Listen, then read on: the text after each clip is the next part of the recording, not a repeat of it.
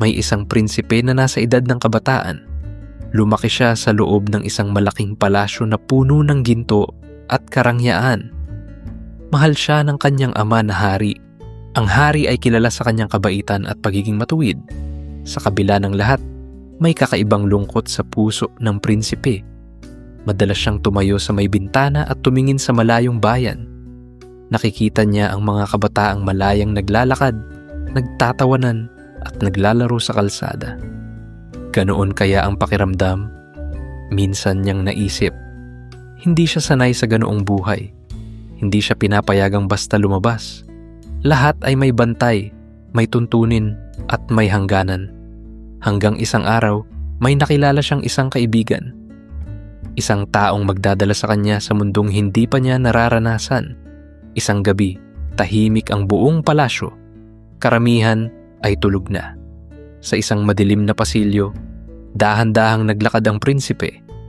Naghihintay ang kanyang kaibigan sa likod na bahagi ng pader. "Sumama ka sa amin," bulong nito. Sandali lang. Nag-alinlangan ang prinsipe. Alam niyang bawal lumabas ng walang pahintulot.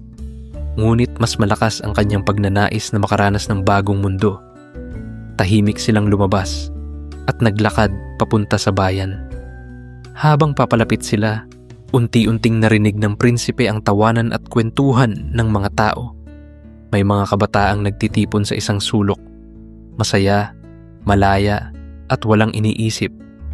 Dinala siya ng kaibigan sa grupo. Tinanggap siya ng mga ito. May pagkain, inumin, mga kwento at tawanan. Sa gabing iyon, unang beses niyang naramdaman na parang bahagi siya ng isang lugar na matagal na niyang hinahanap. Sa mga sumunod na gabi, bumalik ang prinsipe sa bayan. Kasama ang bagong barkada, mas madalas siyang tumawa at makipagkwentuhan. Ngunit unti-unti din siyang naiimpluwensyahan ng ibang bisyo. Pakiramdam niya, sa wakas, may lugar na siya kung saan siya tinatanggap. Isang gabi, may dala siyang kaunting pera. "Sagot ko na," sabi niya. Natuwa ang lahat.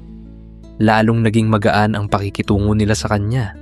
Parang mas lalo siyang naging bahagi ng grupo. Sa mga sumunod na araw, inulit niya ito. Unti-unti, nasanay siyang siya ang nanlilibre. Ngunit dumating ang gabing wala na siyang maibigay. Tahimik siyang umuwi sa palasyo. Mabigat ang dibdib. Ayaw niyang bumalik sa bayan na walang dala. Ayaw niyang mag-iba ang tingin sa kanya.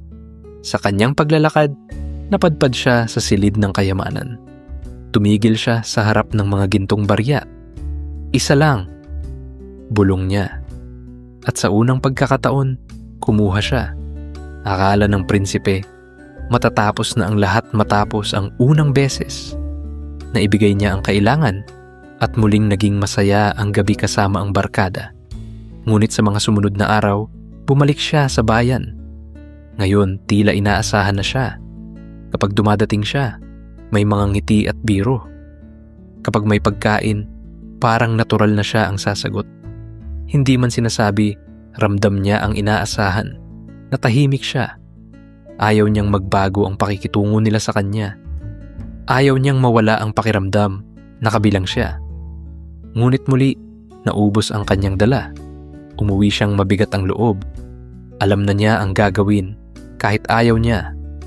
Bumalik siya sa silid ng kayamanan. Mas mabilis ang kanyang kilos ngayon. Hindi na siya nagtagal sa pag-iisip. Muli, kumuha siya ng barya. Sa pagkakataong ito, mas madali na para sa kanya ang gumawa ng mali. Sa mga sumunod na araw, hindi na mapakali ang prinsipe. Alam niyang mali ang kanyang ginagawa, ngunit patuloy pa rin siyang bumabalik sa bayan. Kapag kasama niya ang barkada, muli niyang nararamdaman ang saya at pagtanggap. Ngunit sa bawat gabi, mas lumalaki ang kanyang takot. Dumating ang isang gabi na wala na naman siyang maibigay. Sa ikatlong pagkakataon, muli siyang bumalik sa silid ng kayamanan. Ngunit ngayon, hindi na siya nagdalawang isip. Mabilis niyang kinuha ang kailangan at agad umalis. Ngunit sa pagkakataong ito, hindi na maliit ang nawala. Kinabukasan, napansin ng mga bantay ang kakulangan sa kayamanan. Nagkaroon ng masusing imbestigasyon sa buong palasyo. Isang tapat na tagasilbi ang napagbintangan. Siya ang madalas na nakatalaga malapit sa silid ng kayamanan. Sa kahariang iyon, ang pagnanakaw ay itinuturing na mabigat na kasalanan. Ang sino mang mahuling nagnanakaw ay pinaparusahan sa harap ng lahat bilang paalala na ang batas ay para sa lahat. Mayaman man o mahirap, dinala siya sa hukuman. Naroon ang prinsipe, tahimik na nakatayo sa gilid. Hindi niya magawang tumingin. Narinig niya ang pakiusap ng tagasilbi. Paulit-ulit nitong sinabi na wala siyang kasalanan, ngunit walang naniwala. Sa sandaling iyon, naramdaman ng prinsipe ang bigat ng kanyang mga ginawa. Hindi lang sa sarili niya, kundi sa isang inosenteng taong magdurusa dahil sa kanya. Hindi na nakatiis ang prinsipe. Habang papalapit ang hatol, parang unti-unting nababasag ang kanyang dibdib. Lumakad siya papunta sa gitna ng bulwagan. "Ako po," mahina niyang sabi. "Ako ang may kasalanan." Biglang natahimik ang lahat. Lahat ng mata ay napunta sa kanya. Inamin niya ang lahat. Ang unang beses, ang pangalawa, at ang pangatlo. Ang mga bagong nakilalang barkada. Ang mga gabing tumatakas siya, nagnanakaw, nagsisinungaling. Ang hari ay tumingin sa kanya. Tahimik, mabigat. Hindi bilang ama, kundi bilang tagapangalaga ng batas. Ang batas ay para sa lahat, mahinahon niyang sinabi. Alam ng prinsipe ang ibig sabihin nito. May kaparusahan ang kanyang ginawa. Tahimik ang buong bulwagan. Walang gumalaw. Pagkatapos, tumayo ang hari mula sa kanyang trono. Dahan-dahan niyang inalis ang kanyang korona at ibinaba ito. Lumakad siya pababa at humarap sa lahat. "Ako ang magbabayad ng kaparusahan," sinabi niya. At doon, pinasan niya ang sakit at kahihiyan ng parusa na dapat sana ay para sa anak. Napaluha ang prinsipe. Sa sandaling iyon, nakita niya ang bigat ng hustisya at ang lalim ng pag-ibig na handang magsakripisyo para sa kanya. Pagkatapos ng araw na iyon, hindi na muling naging katulad ng dati ang prinsipe. Tahimik siyang naglakad sa mga pasilyo ng palasyo. Hindi na siya tumitingin sa labas na may inggit. Sa halip, dala niya ang bigat ng kanyang natutunan. Araw-araw, naaalala niya ang ginawa ng kanyang ama. Hindi niya makalimutan kung paano ito tumayo mula sa trono, kung paano nito inalis ang korona, at kung paano nito piniling akuin ang kaparusahan na para sa kanya. Unti-unti, nagbago ang kanyang puso. Iniwasan niya ang dating kaibigan at ang mga lugar na nagdala sa kanya sa mali. Natuto siyang humingi ng tulong at magsabi ng totoo. Mas naging maingat siya sa kanyang mga desisyon. Naintindihan niya na ang kasalanan ay hindi nagsisimula sa malaki. Madalas, nagsisimula ito sa maliit, sa isang simpleng tukso, sa isang maling hakbang.